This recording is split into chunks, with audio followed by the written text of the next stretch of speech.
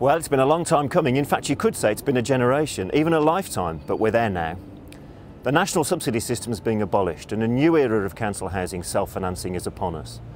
For the first time in modern times, local council housing authorities will be able to keep the rent income they raise from their tenants as their own and not surrender those rents as part of a national system. The reasons, the case, the arguments have been long presented. The debates have been wide-ranging and varied. And following a one-off settlement, some £19 billion will move around in one gigantic set of transactions between 167 local authorities and central government to end the unpopular and discredited subsidy system.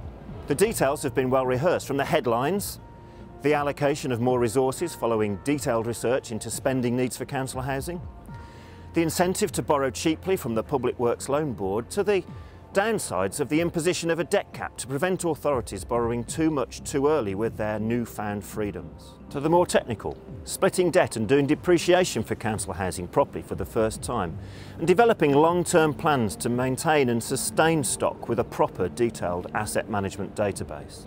And generally speaking, despite a couple of stings in the tail right at the last minute, of which more later, the deal remains a really good one, enabling spending at a sustainable level, enabling more investment and a more secure and accountable future for council tenants. And that's my main message really, as we deliver to a local government association workshop on the 23rd of March. It's about investment. Council housing has suffered from decades of underinvestment. Even the injection of money for decent home standards in the last few years was limited to only around half the sector. The 1989 Local Government and Housing Act was badged as introducing a more business-like approach. The reality was that the only way to run the business as a real business was to transfer it to a housing association. But that's all changing. Keeping the rent income is critical. This is, or it should be, a relatively stable business. If homes are maintained, they'll continue to generate a stable and predictable income, and that enables planning. That enables investment. And even if the price is a hefty debt taken on, as one Tory minister said recently, the only good debt is housing debt. So what's the extra that authorities can invest? Well, first, there's more money for major repairs. For the first time, a reasonably decent amount in line with what we all know there needs to be. Secondly, there's cheap borrowing, not available to all, but certainly to the majority.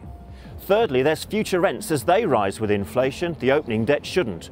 Future rent income, the key to the business. And fourthly, there's the chance to borrow up to the debt cap for many. And the budget doesn't alter the basic flexibility to do so. So what can authorities invest in? Well, generally there's four areas. Firstly, they're spending more on hard-pressed services, particularly if this can help soften some of the rough edges of wider local authority cuts. Not to be inefficient, but to use resources wisely. Secondly, there's investing in a proper long-term major repairs programme with green initiatives included, that permanently lifts standards across the sector. Third, in dealing with some of your worst stock, you might be able to re-provide council-owned housing. And whilst partial stock transfers will no doubt be part of the answer in many places, keeping the asset base will be an increasing possibility. And fourthly, the holy grail for most, the chance to build new council homes, or maybe even to acquire them, perhaps as part of a coordinated effort to bring empty homes into use. All of which means for me, the chance to see council housing as a really positive force for investment within local authorities as a whole. The housing revenue account coming back centre stage. The potential's there, the capacity's there. But of course there are downsides. The borrowing cap remains a nonsense and a major restriction on the ability of the nation to realise asset potential, to renew building programmes to help stimulate the economy. All down to what are increasingly seen as silly, arcane rules on the treatment of borrowing. And the right to buy changes aren't great. The extension of discounts provide uncertainty when plans should be predictable and might persuade some councils not to invest.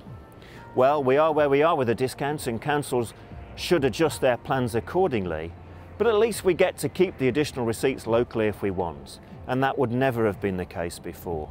Welfare reform. Many are beginning to think that even with the best management practice, arrears are set to rise. But I guess it's the same always round, whether you're a housing association, whether you're self-financing local authority, or whether we'd stayed with the subsidy system, welfare reform applies. In summary, therefore, there's plenty to play for, but it's not the whole game. The playing field with housing associations is still not quite level, but this settlement represents a major step on the way. We've won a battle. A major battle, yes, but just a battle. But if we can show that council housing can deliver new homes, deliver regenerated homes, deliver value for money investment, deliver better services, deliver better communities for tenants and residents, we'll surely be on the way to winning the war. So the message is clear. Invest resources, release capacity, deliver new homes, use your business plans and all the revenue and borrowing headroom you have at whatever level to deliver what you need, what your communities need and what your tenants and residents need. And there's two small words I'd like to say as we move into this new, exciting era of self-financing. To local authorities with council housing, good luck.